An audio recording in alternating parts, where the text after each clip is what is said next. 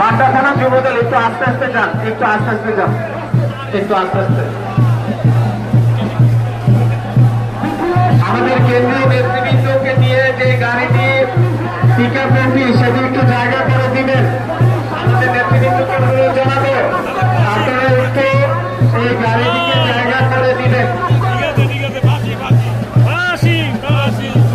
BNP সংগ্রামী মহাসচিব জনাব মির্জা ফখরুল ইসলাম আলমগীর, বিএনপি জাতীয় স্থায়ী কমিটির সদস্য মির্জা আব্বাস, জাতীয় স্থায়ী কমিটির সম্মানিত সদস্য ডক্টর আব্দুল মঈন খান, ঢাকা মহানগর দক্ষিণ বিএনপির সংগ্রামী সাবেক আহ্বায়ক বীর মুক্তিযোদ্ধা আব্দুল সালাম সহ বিএনপির নেতৃবৃন্দ অবস্থান করছেন। এই পিকআপটি একটু আপনারা ছেড়ে দিবেন, সামনের দিকে যেন যেতে পারো। আর সামনে যারা আছেন আপনারা র্যালিটি শুরু করেন। কাকরাইল মোড়ে জাতীয়তাবাদী ছাত্রদল আপনারা র্যালি শুরু করার জন্য অনুরোধ জানাচ্ছি।